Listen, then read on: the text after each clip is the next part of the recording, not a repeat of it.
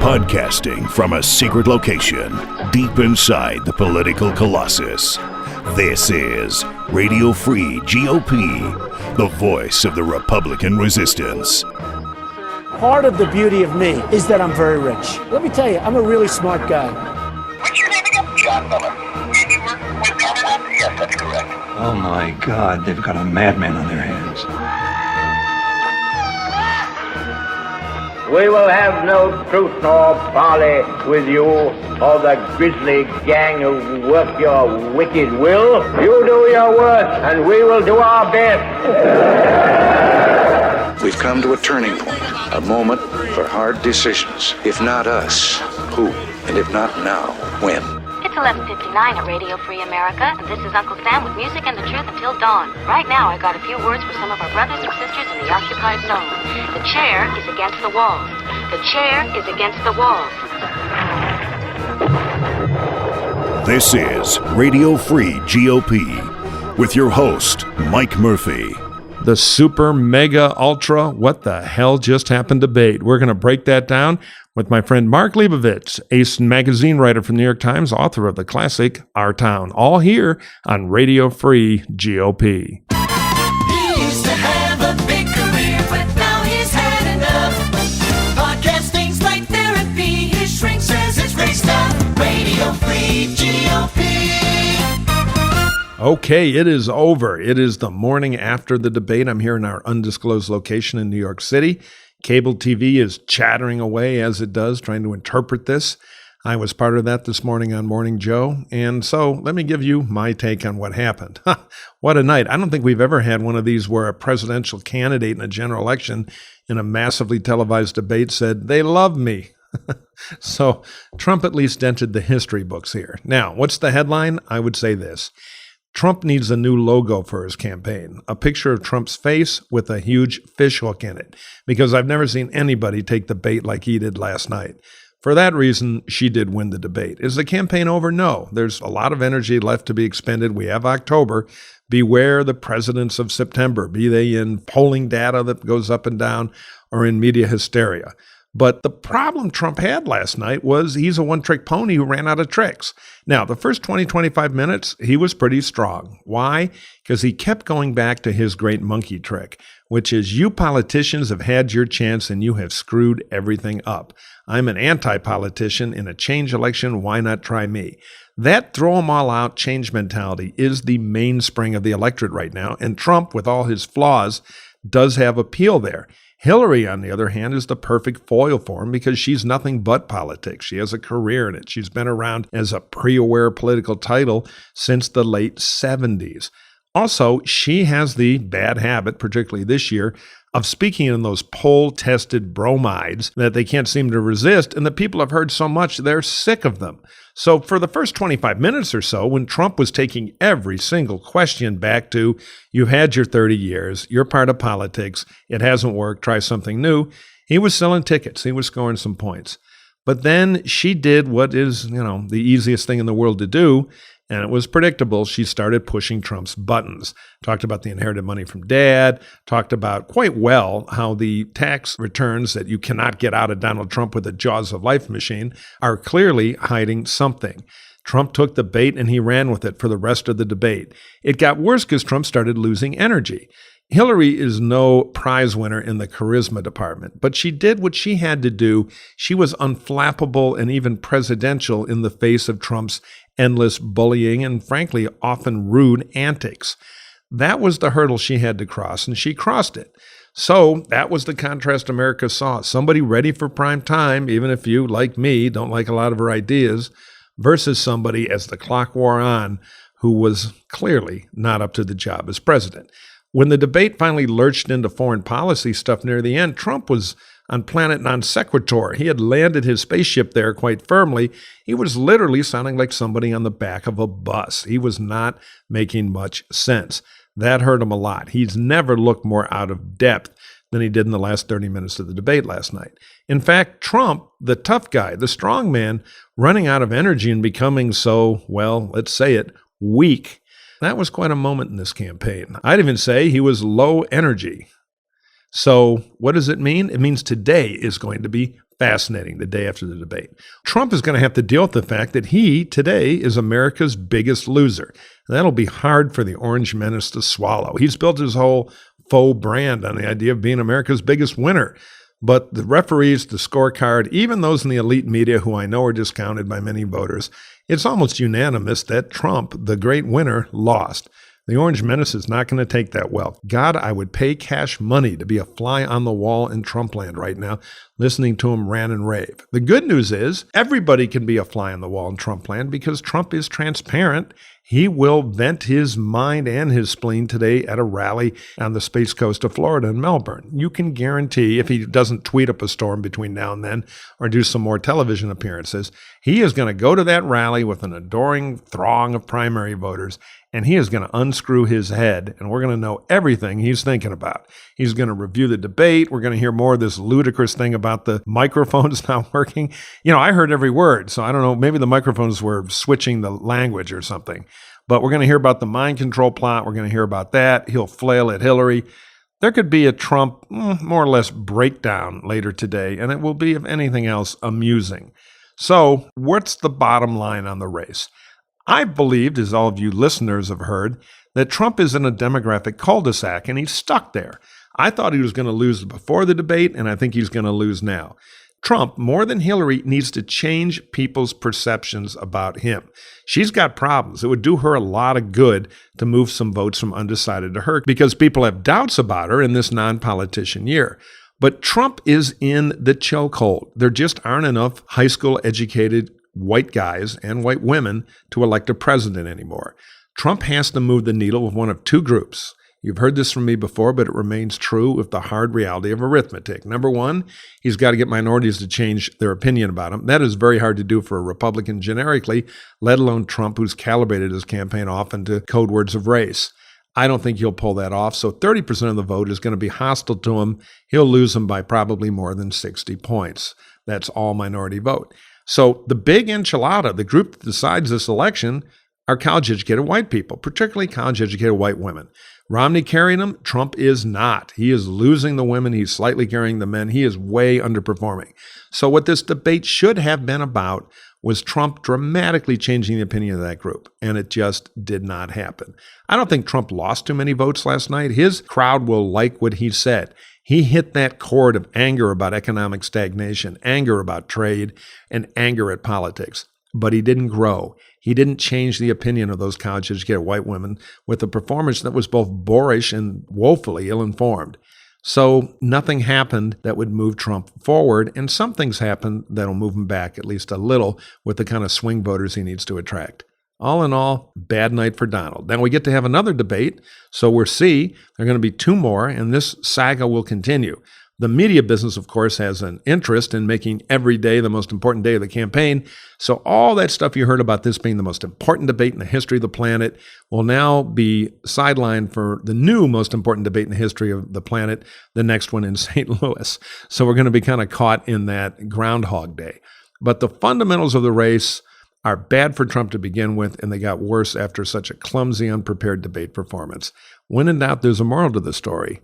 Prepare, do your homework, rehearse, have discipline. Politics is a discipline game, and that's one thing that Donald Trump just doesn't have. We got some good stuff coming up. We're going to talk to Mark Leibovich, who has one of the sharpest eyes for detail in politics, writes for the New York Times Magazine. You probably know his book, This Town. And we're going to unveil our new hit T-shirt, The Orange Menace. It's all coming up right here on Radio Free GOP. Now, let's pay some bills. Mike Murphy, podcasting sanity, Radio Free GOP.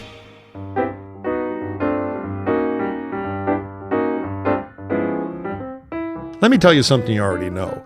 Good ingredients are the key to good food, and that's what I like about Blue Apron. Not all ingredients are created equal. Fresh, high-quality ingredients make a real difference, so it's important to know where your food comes from. Now, for less than $10 a meal, Blue Apron delivers seasonal recipes along with pre-portioned ingredients to make those delicious home-cooked meals. Now, the pre-portioned part is really important because that makes the cooking easier if you have my level of cooking skills, which are not too impressive.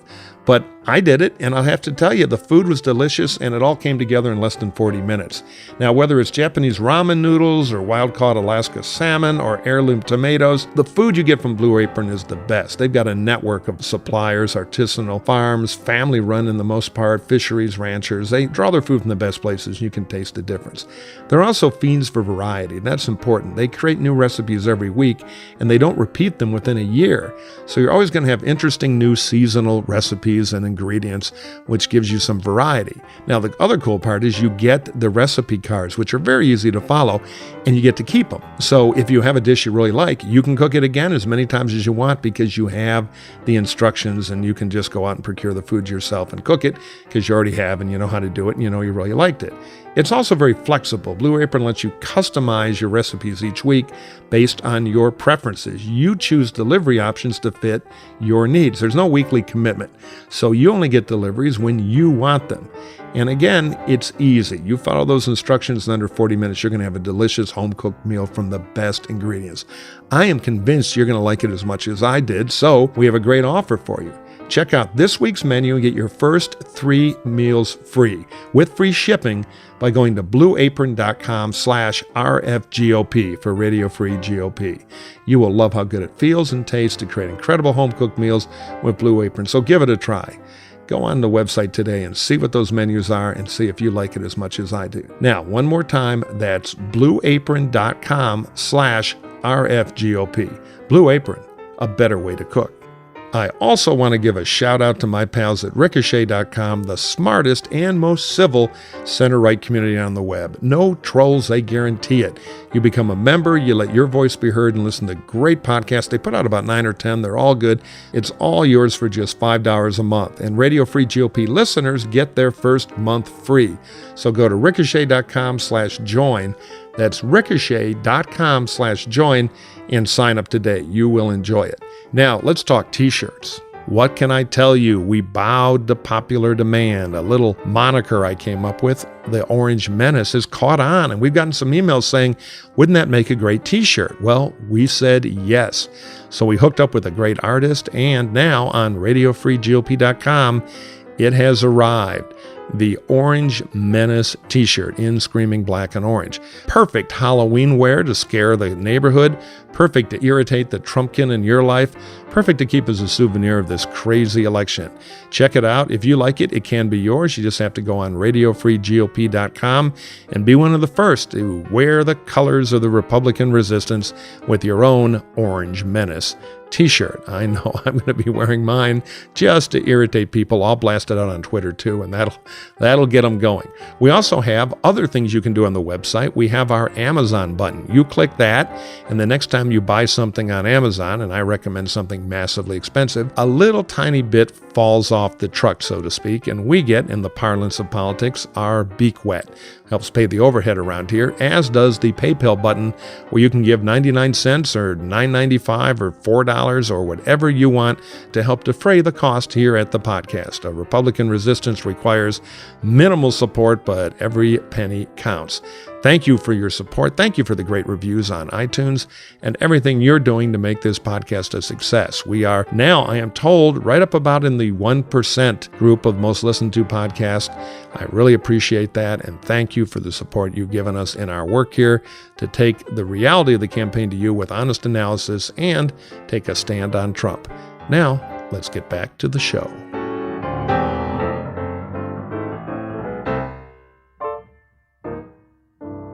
It's Resistance Podcasting, Radio Free GOP. I was on Meet the Press last weekend, and nothing brings them out of the Twitter woodwork like that.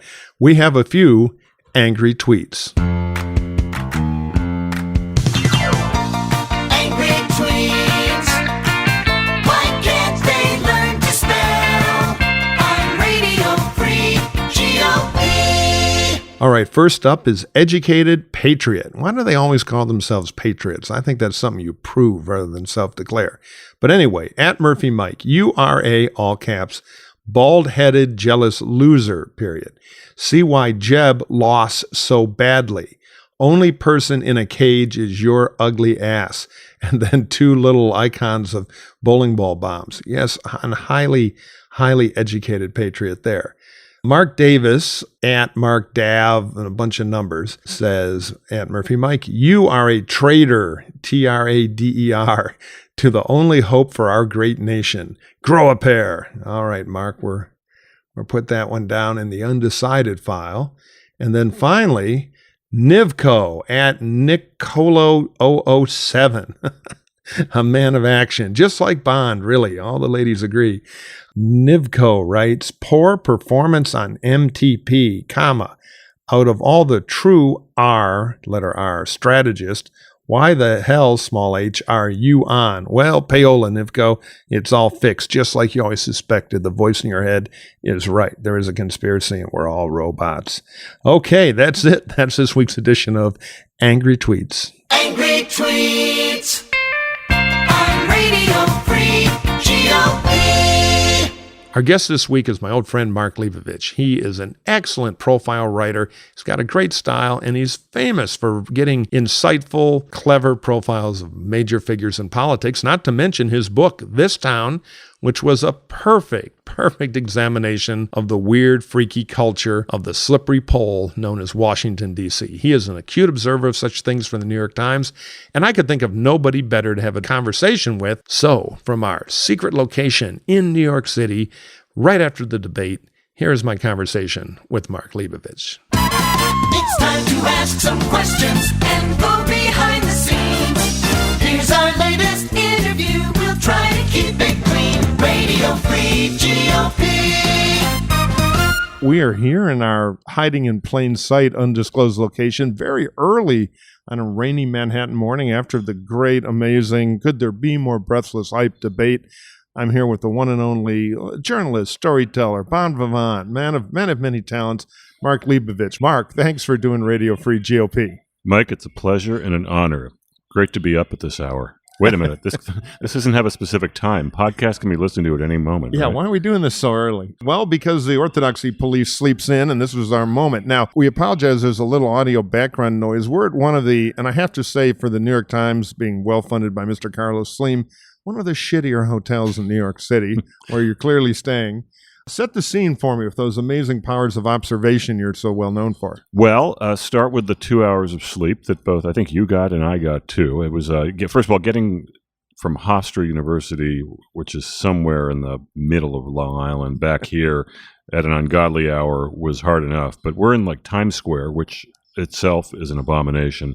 It's not a bad hotel, Mike. We have this weird Euro music playing and like we're overlooking, here are my powers of observation, weird Euro music playing. Yeah. We got drizzle. We got a little Dom DeLillo view out the window. Literary reference there. We can actually, though, if we brought the binocs, it's early, so early that the full sun isn't up, and we can see the yellow light coming out of one of these old buildings, and we can look into about 100 windows, rear window style. Nothing seems to be going on, but it's a great New York. Check out that like over there, like the fifth story over there. See the one where that one? Okay. Oh yeah, exactly. Is that Trump in a bunny suit? No, I think it is. Actually. My old eyes fail me. Well, before we get to the scene setting at Hofstra, because I want to know what it was like to actually be there. I was at the NBC broadcast tower last night.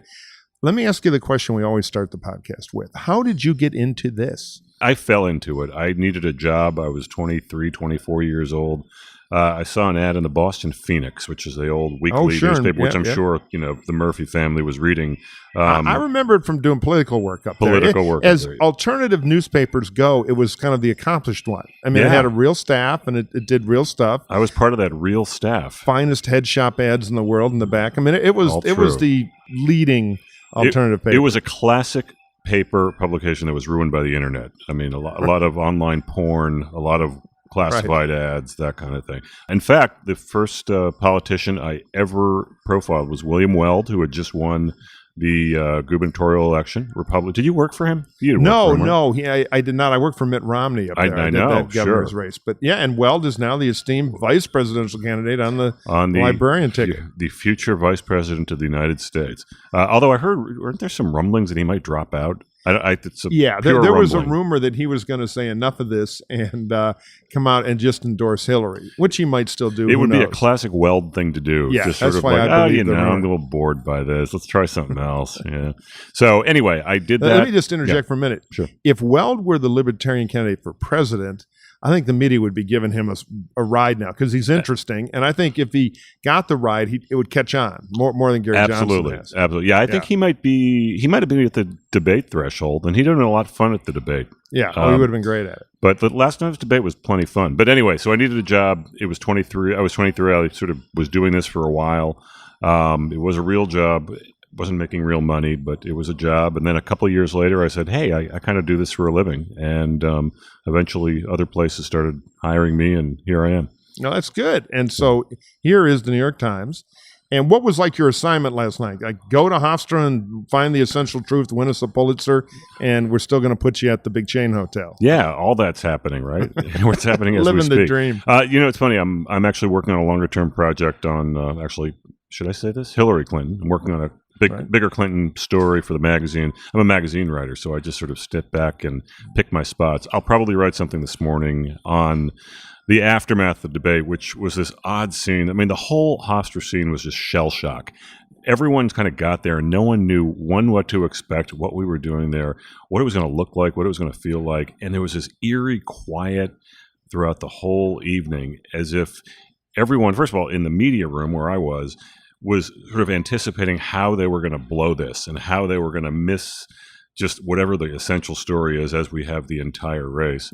And it just was weird seeing them on stage. And then I don't know if it was picked up on the feed that left the building, but you could hear her saying into a microphone as she was meeting him, "Hiya, Donald," or something like that. And it was like such a random thing to say, and it was kind of sarcastic. But they all do that. When you lock eyes and do the false hello, which translates basically into "fuck you," said without those words. Well, actually, is there any kind of strategery that goes into that? I mean, don't people sometimes like fuck with the other candidate by like whispering something? Oh yeah, there's a lot of that. Sometimes it can go very childish very quickly. What you really want is your candidate to walk in there feeling 10 feet tall. Right. Just feeling like ready to throw lightning bolts, large and in charge. What's that other clown doing here? And totally prepared that anything they're going to hear from the other candidate, they've heard before and they're confident they can handle. Right. But let me ask you some more scene setting questions. Sure. Yeah. Last night, I saw an endless parade of Hofstra functionaries explaining how great they are at doing this. And every media person I was texting back and forth with was screaming in pain. And I know a pundit who was like, going berserk on the logistics. So what was it like? If just do the word picture for us if one of our listeners had to show up and cover this thing. Kind of whiny, bitchy, first world problem media alert to come, right? It was a bit of a rough setup. First of all, Hofstra University is about, I guess, from LaGuardia, where I flew into, maybe about an hour. The traffic made it about an hour and a half. Road closures made it about maybe 2 hours. Lousy cab driver made it about 2:15. You had a big sort of logistical challenge just to get in. You then had a couple of lines. It's long walking, parking lot shuttles. So there was a lot of that. There was more than you would find. I mean, the Cleveland convention, everyone was predicting utter and absolute chaos.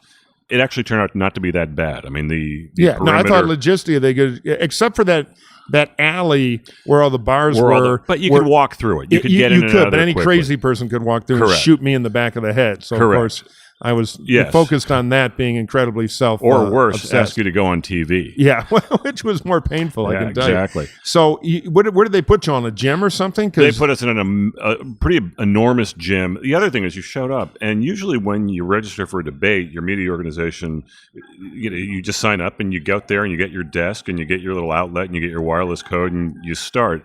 Here there was a couple of tiers where you had to wait in a couple of lines to get your wireless, to make sure your seat was there, and maybe this is the New York Times, maybe whoever did this screwed up, so I probably shouldn't complain too much, but there was a lot of stuff that had to go on before you got settled. There also was kind of, the spin room wasn't well delineated from the media filing center, so you had Mike Pence, for instance, walking through on his way to the Fox Hubble, and for some reason, there was like this Fox, not hospitality suite, but whatever their set was, these Trump people just kept walking in and out like that was like their kind of satellite safe office. space. It was their safe space, exactly. Right. And then you had about 700 foreign reporters gathered around them, invading their safe space. But so you would periodically be sitting down, and then I there'd be interrupt swarms you for around. 1 sec. Sure. Why does every foreign editor everywhere think they have to send their someone folks to there? the location?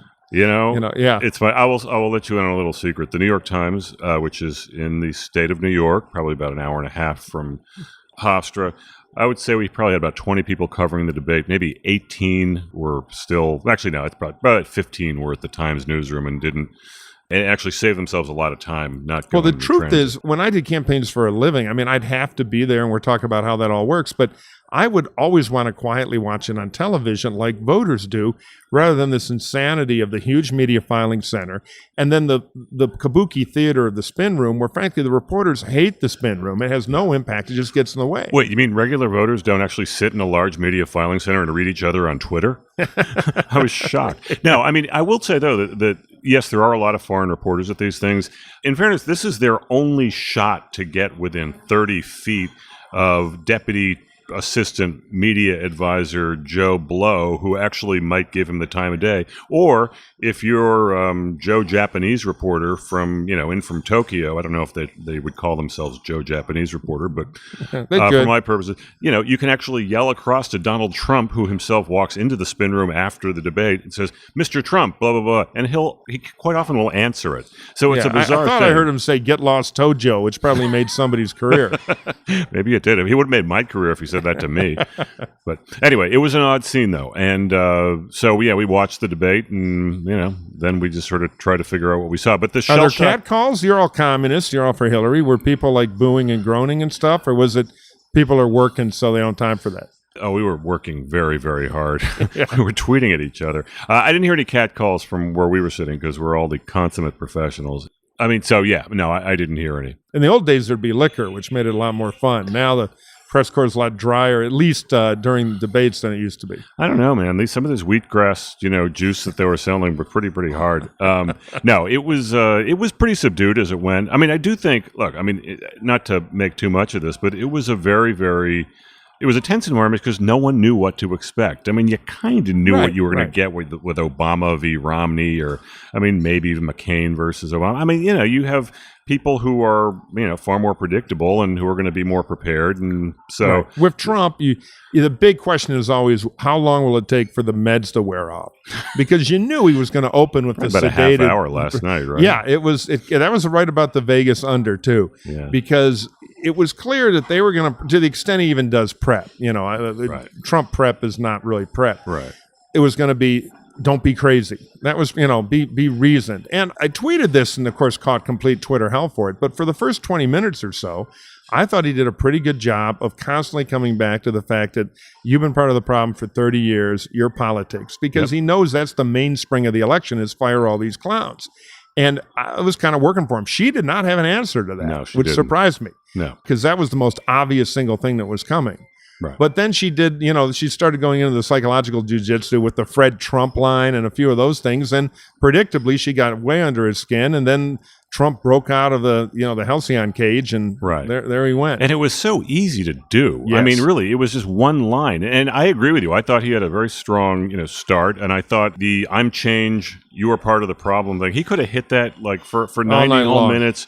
It would have been repetitive, but it would have actually just worked because I don't think she had anything resembling an answer.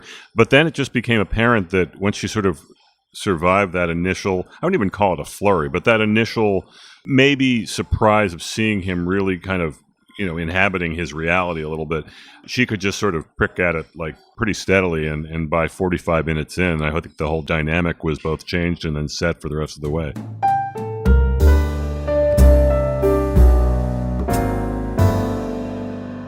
When could you feel in the room, even silently, just the energy of the zillion reporters watching every word and the sound of the keys typing? I'm an expert at feeling energy, Mike. Yeah, well, when you were channeling the energy of the room, When did you start to feel that, what it's like, that kind of tension move through of just excitement of a story when you saw kind of the Trump ocean liner start the Poseidon adventure over sideways? Well, there was a point, I'd say about maybe 40 minutes in, where he just kind of blew 3 questions in a row over maybe a 20-minute period. The tax return question, I thought, was just a disaster for him. And she had her shtick down She had her shtick down perfectly. I think he's hiding something. He could be not as rich as she had the list of what she had the list. She got a 3. Yeah, exactly. that was good for her. As soon as Lester Holt went to the birther question, you could just see the disaster sort of roiling for him, because I don't think he handled that particularly well. And she had a pretty good speech there. Oh, yeah, he dug in. Yeah. I mean, she said, African-American president. I think she could have gone even harder at that, although I don't think she needed to put too fine a point on it. He didn't have an answer for that. And then there was a third where I think it was a temperament question, where it was a classic tell, don't show thing, where I just have a good temperament. It's the best thing about me. And he tried to kind of get on offense by saying, and she crazy as a loon. We all know it. Right. And it was just so forced. It was forced. You could tell he knew he was losing, and that was the skeleton key that broke the sedated Trump lock, and he started flailing. Completely agree. Yeah, and I think that what's interesting about debates is that you think these are two such seasoned performers, and they clearly are, but you can see how confidence works in these things. Like, you could tell it took her maybe a good half hour to really get her confidence going and to sort of get used to the sound of her voice up there and just the whole scene up there. And then as soon as he started tripping a little bit, you could just see that he was kind of losing his. And it is amazing. I mean, you said, the key is to make your candidate feel 10 feet tall. Yeah. It is amazing how precarious that is in a setting like that. Well, there's a weird kind of jungle thing that goes on, particularly in a two-way debate like this. These are different than the primary debates. The primary debate, they're all up there, and, you never know when somebody's going to try to do a magic trick because they're all desperate to, have the moment. When this, you're just stuck in the stainless steel death cage for 90 minutes. Yeah. And you are very focused on the other person. And when they start to lose it, you feel that. And some weird anthropological gene kicks in of I smell blood. And instantly you get that energy hit. And so she was smart that when she kind of had him on the run a bit, she turned up the heat. I thought her answer on the birther thing, which I'm sure they knew would be a weak spot for him because he's crazy about it, was very good because it was shameless, but she turned some lunacy on birtherism into an assault that was so vile and so un-American, it almost made the first African-American president cry. I mean, she painted that picture of Obama. I thought she was going to go, you had to sit down with his daughters and explain that daddy is an American. And Mr. Trump, I wasn't born in Kenya either. I don't look like Ronald Reagan. So it was so shameless, but they got away from it because he just has a big button on his head. You push it, and he'll go do something stupid on the birther thing, and that's what we saw. I was shocked that he didn't have a better answer. I mean, look, he could have won a lot of points by just not apologizing by saying, look, I regret it. I shouldn't have done it, and just moved on, like she did with the emails. I think it was kind of almost ironic that as soon as he started going off on stamina, he clearly was losing his. I mean, I think it was at a moment when he was betraying a clear loss of stamina. You could just sort of feel the needle sort of being pulled out of the football. Totally. I mean, I actually thought, wait for it, he was very low energy, Mark.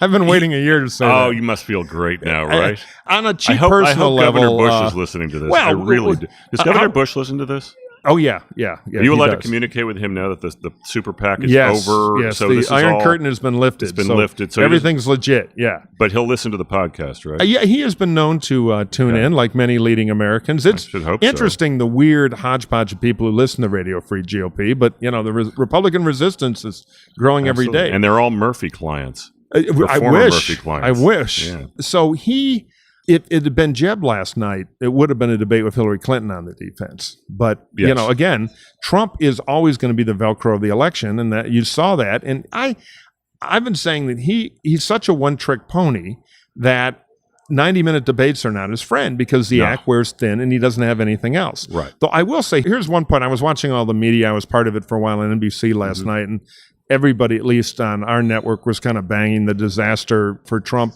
horn, and I was doing some of that. But don't know if I buy that. Yeah, here's what you got to remember. When Trump does the one trick, as limited as it is in terms of sustaining an entire debate, he doesn't lose the trick is pretty powerful because the trick is fire all these idiots in politics. And that is the mainspring of this election. It is the most powerful force in the electorate. It props Trump up. So even when he makes all these terrible mistakes, it's like a super steroid injection. You can't underestimate the power of that core message. And I said this earlier, but I was surprised she had no answer for it. That's the one thing she should have been prepped. Right. I thought she'd say something like, let me tell you, the best part of experience is you make mistakes and you learn from them. You can see where the political system doesn't work. You can be part of bad things and know how to blah, blah, blah, repair them. I think Trump didn't lose any of his core support last night, but his core support is not enough to win. He needs to grow. Yeah, he's the one who needs to get a big hunk of the electorate to change their mind about him. And last night, I think he didn't get that at all. Yeah, I thought she actually missed an opportunity. I mean, I agree. She had no answer for the 30 years and nothing has happened thing. But he turned those claims into absurdities at certain points, like when he said, you've spent your entire adult life helping ISIS. Yeah. And she could have said, well, so when ISIS was founded in Wellesley, Massachusetts in 1968, I was a mere college junior. I mean, the infiltration began with the lacrosse team. Exactly. The field hockey team. They didn't have lacrosse back then.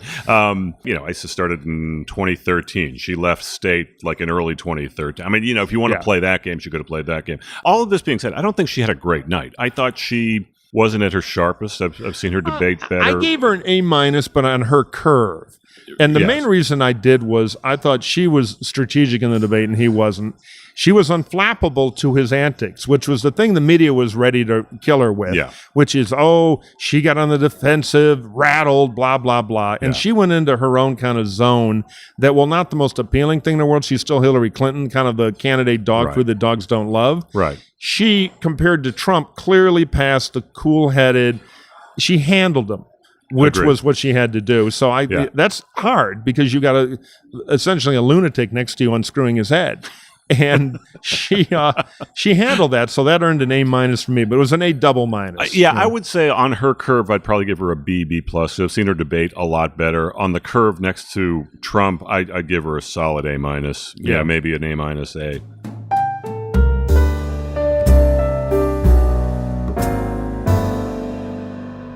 What do you think is going on? I mean, you've spent some time with Trump. You've done profiles. Sure, I've spent a fair amount of time with both of them. What do you think is going on? I'm dear friends with both of them. I've known them both for years. Right. Well, you're all in this town together. We'll get to that in a minute. We're all such good friends. What do you think Trump land is like now? I picture a lot of you knuckleheads, you and your coaching. What would it be like a fly on the wall this morning as he silently pounds to the meatloaf or whatever is? Because he knows. You could read it all over him. You could tell as soon as he was walking off the stage. I mean, first of all, he didn't even bother. Like he did a kind of cursory thanking of Lester Holt, but you could tell he kind of wanted to leave. Bill and Hillary kind of had the stage to themselves. I don't think Trump land this morning is any different from how it usually is, which is basically just Trump dining alone on meatloaf, watching the shows. Right. Can you imagine what that was like for him sitting last night? We watched everything. Well, it was funny because he came into the spin room probably within 5 minutes of leaving the stage. So all of a sudden he comes in and he kind of walked almost parade-like through the thing. And with the weird Trump entourage. It's his family. It's his family. It's Kellyanne Conway. It's who's like on TV to our left as we speak. The Breitbart guy, what's his name? Steve Bannon, he was there, and a couple of other people. Belted by gamma rays. My joke looks like he's been belted by Glenn Livett. I think there was a little of that. But last night for sure. I don't blame him. Well, yes. I'd buy Steve. I'll send you a bottle. But so he was.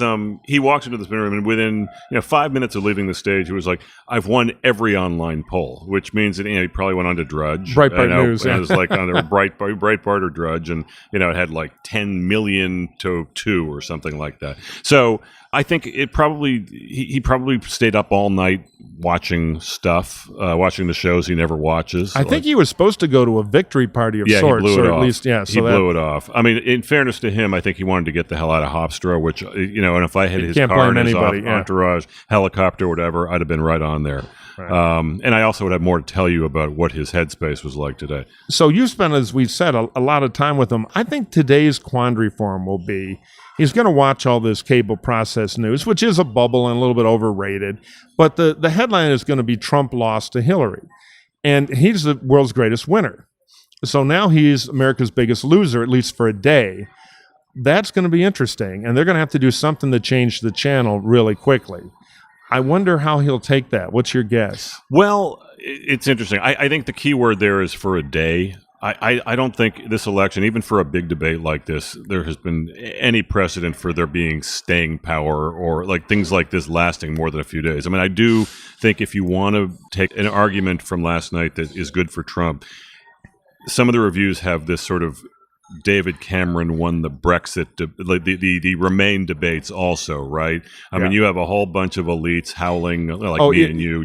No. You're totally right. There is some of that, and I think in 2 days from now, when everyone's fixated on whatever thing that little cliffhangery thing that he was throwing out there about the Clinton family, with that thing at the end. I brought my dynamite and I didn't use it, but stay tuned. That was bizarre. I actually thought, as he was beginning that sentence, I thought, okay, here's when kind of a bad performance becomes self-immolation.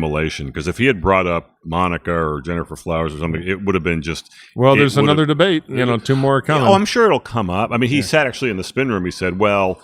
I decided, Chelsea Clinton was there, and she was a fine young woman, and I didn't want to say anything with her. He's always the hero of every story. He is the hero of every story. Well, I was going to do it, but then I looked, and I saw that fine young woman, and I thought, I owe America the right... it's always... he's a hero. Children were coming up to thank him for, putting the birth certificate matter to bed last night. I mean, that was I can't... Because, that was a raging debate. I mean, they couldn't talk about anything else on, the shows for America years. was paralyzed with questions. Paralyzed with questions. He broke the log Correct. jam. Oh, thank you. Thank you, Mr. Trump.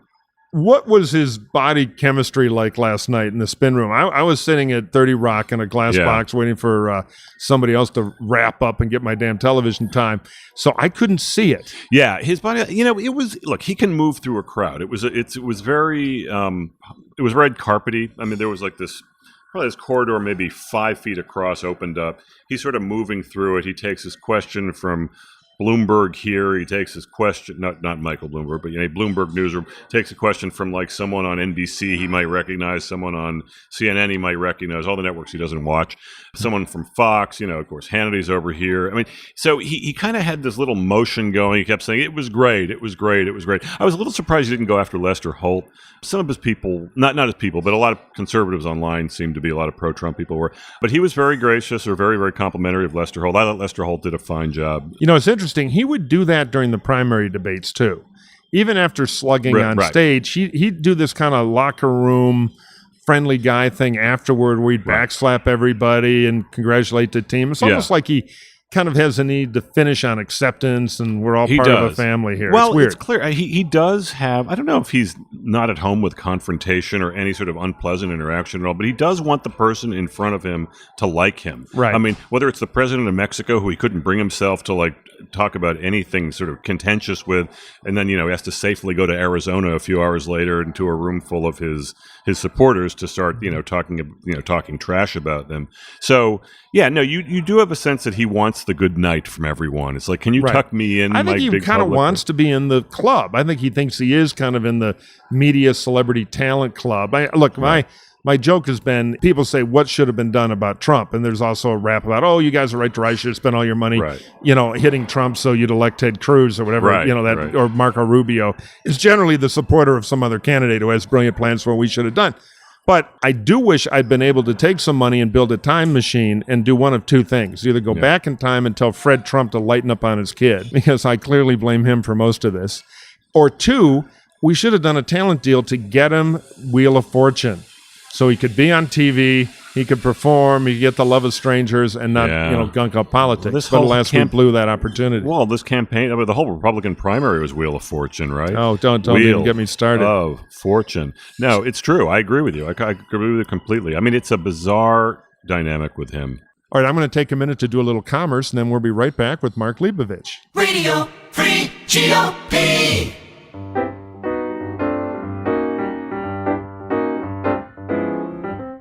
One of the things I like best about the interviews I do on the podcast is even when I know the person, which normally I do, for years or even decades, I always learn something new. I think life is about learning new things and being open to knowledge. That's why I'm a fanatic for the Great Courses Plus. I knew about this thing for years. They were on my radar screen, and when they came to us to advertise, I was delighted because it's a product I can really tell you I think is worth every dime. So here's how it works. These guys go out and get the best college professors in America, and they videotape some of their most famous lectures, creating these courses that you can now watch on a streaming basis online, either on your mobile device or on your laptop, almost any electronic way you want. You can can listen to them in your car. You can watch them. You can consume it any way you want. And you get to see some of the best lectures by professors who are good performers, good teachers. They make a good presentation, makes the material very interesting. Now, topics include history, politics, science, music, religion, just about anything you could be interested in. You can see an expert talking about it at the Great Courses Plus. I've been watching The Skeptic's Guide to American History. I just watched the section on World War II, which kind of digs through the headline myths we were all taught, which are mostly true, but often miss a lot of the complexity and the facts and what really happened in a very complex thing. If you're any kind of World War II history buff, you'll really enjoy that. The China course is great too, Professor Baum. So, I'm loving this thing, and I want you to try it too. So here's how you can do it. It's pretty simple.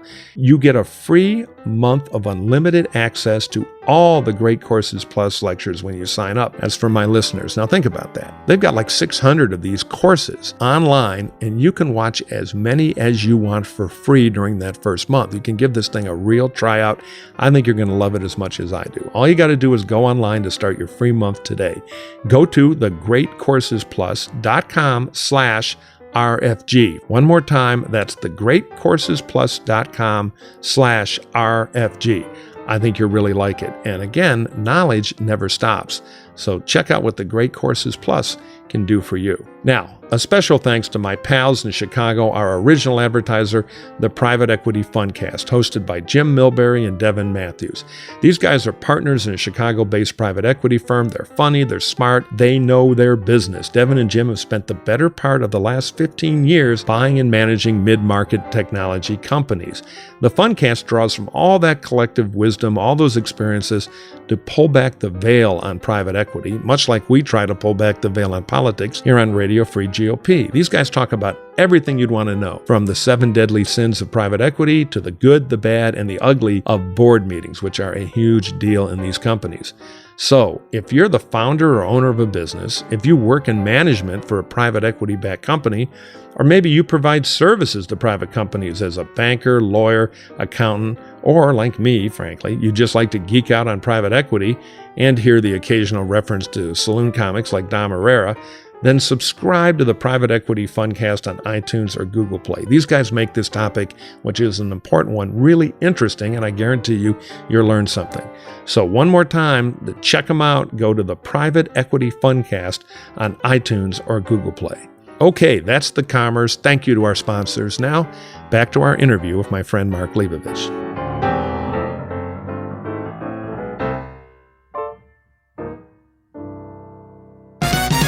For sanity in this crazy year on Radio Free GOP.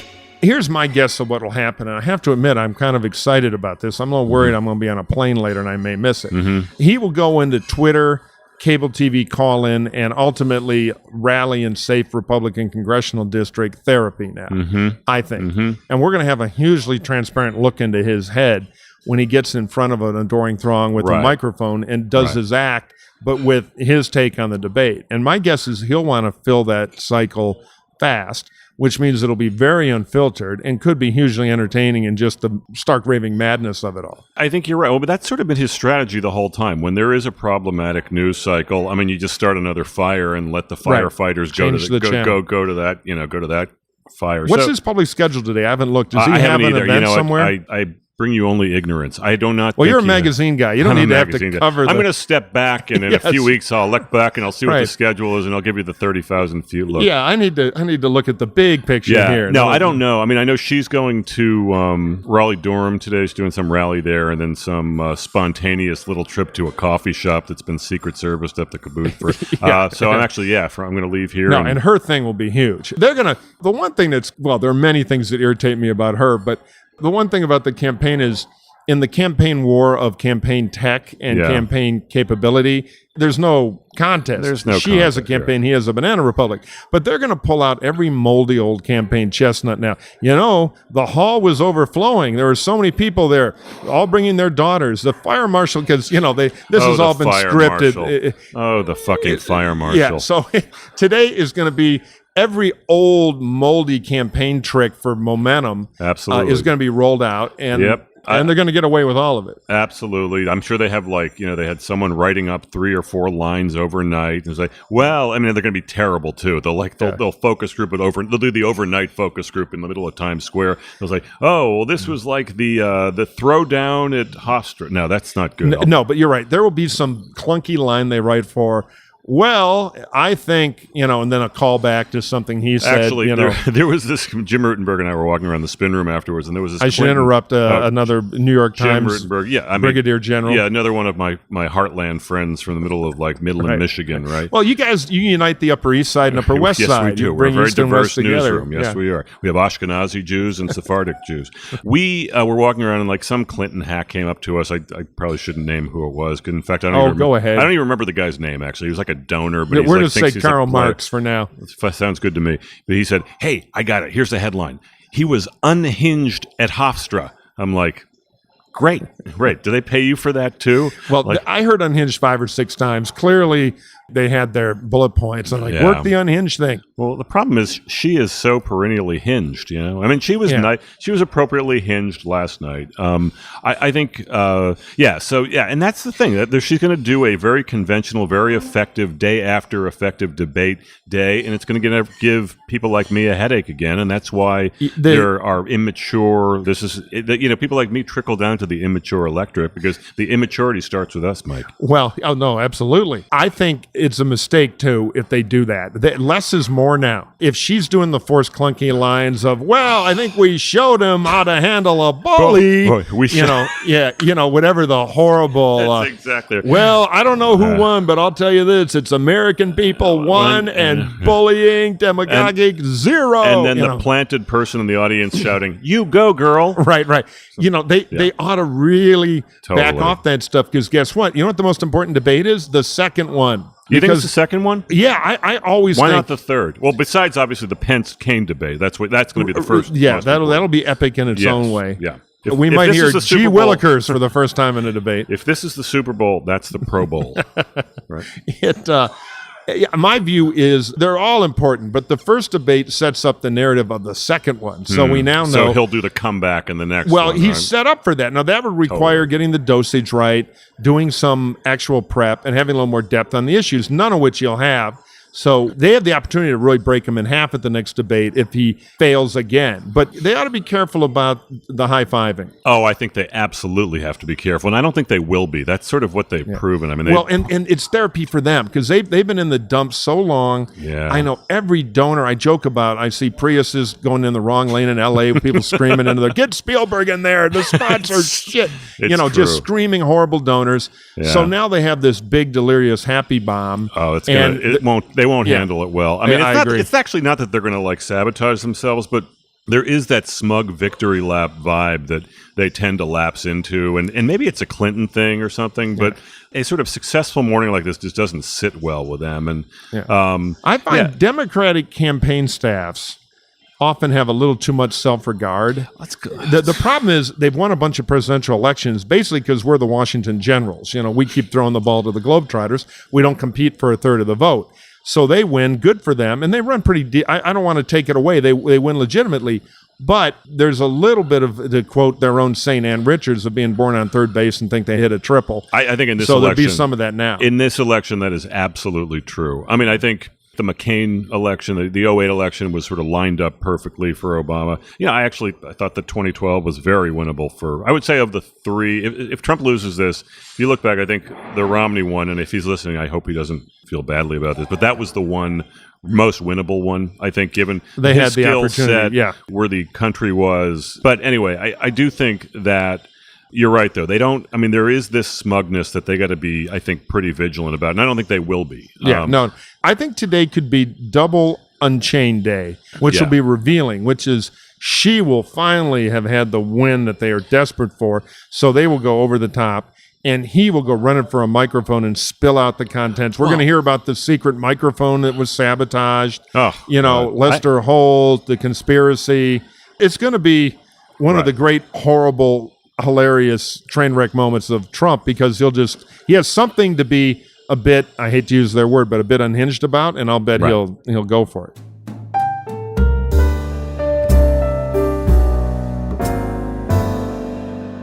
the Clinton campaign, if I were working for them, and of course the Trump campaign thinks the New York Times is working for them. And we all know you only are working for them 6 days a week. That's true. There's one day you take off. That's true. And what happens on that day, Mike? You let the Post take over. Right. You throw them a bone. I think, first of all, she should do some interviews today. She should do some TV interviews today. She should take what her 3 best answers were last night and just sort of answer every question according to those answers, maybe hone it a little bit. I mean, she'll probably even prepare for that. Yeah, of course. I mean, the question is, I actually thought for the first 20 minutes last night that, wow, Trump actually prepared. I don't know if he did. But he had one thing that was the most powerful single thing you could say in a debate this year. And he kept bringing every question back to it. Yeah, 30 years, your politics. Right. People, we've had it. It's failed. Time for something new. And if I'm anything, I'm something new. And he took it back to that like 3 times. I was really stunned she didn't have an answer. But he was doing some business at the beginning. He was. He still had the demeanor problems and everything, but it wasn't nearly as bad. I don't think he even did. I thought he was like, whoa. I thought he was just going to nail the thing. But then, metabolism, medicine wears off, whatever happens. And I always thought the minute she was just basically competent and got in a few good things and poked him once or twice gently, which was how she did you inherited the $14 million from your dad. Yeah. Then he'd be him. He'd be him. Yeah, it was amazing. I mean, I will say in retrospect, now that I have like 12 sleepless hours between now and the debate, it was a fascinating spectacle. I mean, I think the shell shock has sort of worn off, and I don't know if we'll be analyzing this for years, but it was just so amazing to see them together and just sort of like to think, okay, this is actually happening. It actually, in a weird way, felt kind of real for the first time last night because it just felt like such a circus and like... Well, you had the 2 personalities in the steel bowl together for a long time, which is always a clarifying thing. I thought it was fascinating, entertaining, and also kind of horribly depressing because out of 318 million people, this is what we came up with. She is the classic politician. I mean, she is what people don't like about the system, kind of the forced polling speak, totally the cynicism in the campaigning. I mean, what I don't like about it is the kooky domestic policy, the class warfare, all that stuff. On the other hand, she knows the job. He doesn't. He's just pulling stuff out of thin air. And as his demeanor declined, you could just see how unhinged he is. And, I think the elites are going to be babbling on for days about, it's such a sad thing that we don't conduct these debates in French, the language of world diplomacy. And wouldn't it be great if they did? Yeah, no, that believe me, I think there's going to be a lot of whinging about that. But there was a coarseness and just a, how do I say this? His speech, his idiom, his mannerisms on stage really do undercut what we expect a U.S. president to be. I think that's right. And I think she is the absolute, you could not draw up a worse caricature of a status quo politician in 2016 than Hillary Clinton. I mean, and she embodies the most headachy stuff about, I wouldn't say machine politics, but just sort of classic Democratic politics, the special interests, the sort of identity politics. Yeah, the theory that they're kind of a corporatist party. There are 7 interest groups that represent a lot of people, but through an elite leadership of their own. Yeah, that's the deal, and protecting the deal is the purpose of the party. I mean, an election like this, that is so vulnerable. I mean, this is going to... Oh, yeah. That is so vulnerable. And he embodies like the worst of kind of cartoonish Republican fat catism, meaning wealth, chauvinism. I mean, everything I would say cartoonish both party fat catism, and he's been that guy in each party. He's been that guy. So I think you start with these 2 cartoons, right? I think when you get closer to her, you see that she is prepared.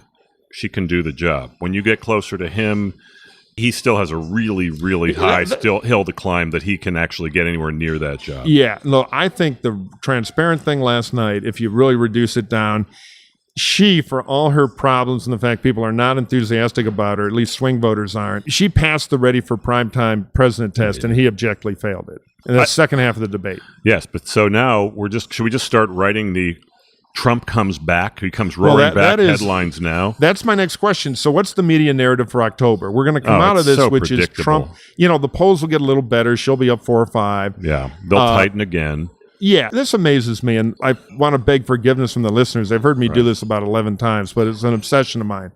The way the rolling average poll, the Real Clear Politics average of what happened last week, as reflected in the, quote, new polling, totally controls press coverage in the debate in this country is amazing. Yeah. If I were the General Gang and was running Chinese intelligence, I would pay off media pollsters because I'd be in charge. Yeah, that's right. Because it's all, the fundamental structure of this election is actually quite clear. He's in a demographic And cul-de-sac unchanged. and he's going to lose, and unchanged. Yeah. Yet we have the cable machine with the sirens going off. Every poll's the biggest poll. Everything's the Hindenburg crash. Yeah. And now the system, the business of covering this thing is set. They have to create some sort of comeback and some false excitement to have drama to sell pet food. Yeah, I agree. I mean, first of all, I think that dynamic, the cable like freaking out over like the latest poll, has been sort of in place for the last few cycles. Now it's all on Twitter, actually. I would sort of change the media because it happens just even faster within the span of a few scrolls.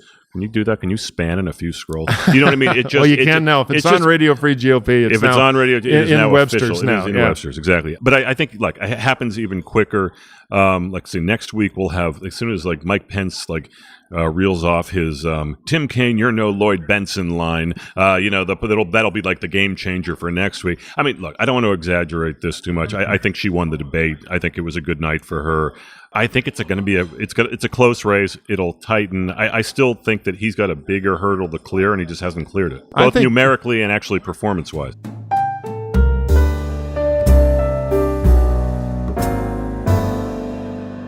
Under the theory of life imitates art, the thing that has to happen now is the Pence gaffe. We're ready for him to blow a chip and have some weird malaprop thing at a speech or something. Maybe he never will, but he will. It's kind of ready for the that. Pence gaffe. Yeah, I mean, I just think he could have the worst gaffe in the world. And no one cares. Yeah, I mean, it's going to be, if this is the most anticipated presidential debate like in history last night, the vice presidential one, maybe I'm wrong. Maybe this will like blow everything. I think the VP one will be boring. I think the gaffe could be on the trail. The two most boring guys in America are both play it safe politicians. Yeah. So compared to the main event here, it's like now we're going to bring kitten boxing in. I mean, there's just no. Oh, I know. Yeah, it's going to be a weird sort of. I mean, look, the vice presidential debate's sort of a weird animal anyway. I mean, the Palin Biden debate was sort of curiously interesting, and then there was the Biden. Ryan, but there was like a little, I don't even know what the narrative would be. So were you in the middle of the night after the debate thinking, and you might have done this already, pitched the Trump people, can I be a fly on the wall for the next 48 hours as Trump brilliantly tries to turn everything around? Yeah, I'm heading right from here to my little fly. You're going over the tower? Yeah, I'm heading over there now. No, I actually hadn't thought about that. What I wanted to do, and I can now give up this little secret because I never followed through on it, but I actually wanted to be in his debate prep sessions with the understanding that I didn't write anything until after the debate. Hey, maybe it happened. Maybe that'll pop tomorrow. I actually think I was there because I don't think there were a lot of debate prep sessions. No, it was one of those things where he's on a throne. He's like, yeah, I know that one. Next. I know that one next. So what's the next big story? What are you working on? I'm working on a Hillary story. I'm working on I've got to do like sort of day-to-day stuff. I got to sort of pick and choose. I got to write something off. But the Hillary story, is it October, it's the final October, test? It's October sometime. Yeah. Okay. I got to figure. Here's how it works. I'll give you a little window into the sausage factory. Mark, Hillary story, October, go. So we'll see what I come up with. Yeah, but you're going to want to find some penetrating something. You know I always do, right? Well, no, I don't know. I think, look, I hope there are people who are reading stuff like this late in the game. It feels like we're in a little bit of a blur, but yeah, hopefully I'll come up with something thoughtful to do. After this town, the atomic clock of chronicling the slippery pole insect hive of Washington, D.C., is there another book on the way? I am working on it. Well, I have a book due at the end of next year, 2017, on the NFL. Oh, my gosh. It's sort of going to be look at the culture. I've been sort of covering the culture of politics and media for a long time. I'm going to try to move that over to the great spectacle of American life that is the National Football League. I did a few cover stories in the last couple of years on NFL figures. Roger Goodell last year, Tom Brady 2 years ago. Actually, Brady last year, Goodell this year. So, of course, in the great media tradition, I have to repurpose a lot of the reporting that I didn't get a chance to use in the first go-round. When I have spare time, and I don't have a lot, I'm trying to gather some string on that. So as soon as the campaign is over, hopefully I'll have a chance to get down to work on that. So a question I always like to ask feature writers and people who have kind of a real style, who else do you like to read? This is great, actually. We have this like cappuccino machine in the background. Yeah. Because, again, if this were 40 years ago, we would be like in a bar and it would be like 7 a.m. We'd have bourbon between us. Well, that was our original plan. It was, We were going to go to yeah. Johnny's, the great bar on 44th Street, the old boxer owns, perfect. at 2 a.m. and do this. Go ahead. You were stuck in Hofstra, and so we decided to do this early morning thing instead, fools that we are. But a few people you read that you... I love reading Hunter S. Thompson as a political writer. Yeah, Marjorie he was Williams. great, yeah. I thought David Foster Wallace had some great stuff. Up Simba was the best single McCain piece, I thought. You know what? For the atmosphere. Everyone should read it. I try to read it before every single cycle. And it also features Mike Murphy in I would say, leading role. Friends after that. I knew who he was, and we dumped him on the Italian TV bus. Well, Yeah. we let him come up for one day, and I was doing some of my shtick then. And so then Up Simba pops up. And he said I look like an oversized dwarf. So I thought, I got to straighten this asshole out. So I hunt him down, which is hard. He had like 19 walls, but I got to the publicist, and he invited me to have dinner. And so we became kind of pals. I really enjoyed him. I'm very sad about he was a brilliant writer. And, great sense of humor, too. absolutely. He was this literary icon, but he'd make the joke about, I'd ask him a pompous question, when we were eating or something. I said, so what's it like? And he goes, a lot of girls. He went right for kind of the guy answer. He was a good man. The thing about him, look, he was not a political writer. He would never claim to be a political writer. There are actually, and I won't name names, but there's been a generation of very, very pale sort of Hunter S. Thompson imitators, Richard Ben Kramer imitators. Like, I'm going to be the one that super really pale. Gets these people super pale. And, it's like kind of like the Trump effect, because you can see 5 years down the road, there's going to be a sort of row of littered, pale imitators of Donald Trump who think that they can get away with anything, and they're just going to fall on There'll be a Canadian one. Oh, yeah, exactly. It's going to be... They'll be really big in Canada. The thing is, it's going to be bad imitation of what will turn out to be a losing move. Right. So exactly. I don't think it has a lot of half-life, though he might still... I don't at least think, be catalytic. I actually think that if he loses, history and the Republican Party will treat him very harshly, very quickly. No, I agree. I want show trials. I want the old Tin Men movie with the Home Improvement Commission and the ceiling fans haul up these people. I'm even thinking of putting a website together for all the Trump collaborators. That should be your next podcast. That should be your next podcast. Oh, show trial. Show trial. That's not a bad idea. Trial with That's Mike not a Murphy. bad idea. But actually, to bring this point back to sort of to writing, I do think that like pale imitation of some of the greats has been a really bad sort of drag on our industry, but there have been some really good ones too. I mean, Matt Labash, who I assume is a friend of yours, because he wrote an amazing Mike Murphy profile a few months ago. He caught me during my nervous breakdown right after Right to Rise, it was a great. It was piece. fun. So I actually think a lot of good writing has come out of this cycle. It's a great George Saunders piece on the Trump phenomena in the New Yorker a few months ago. So, David Von Draley at Time, did a great tremendous writer, one of my former colleagues.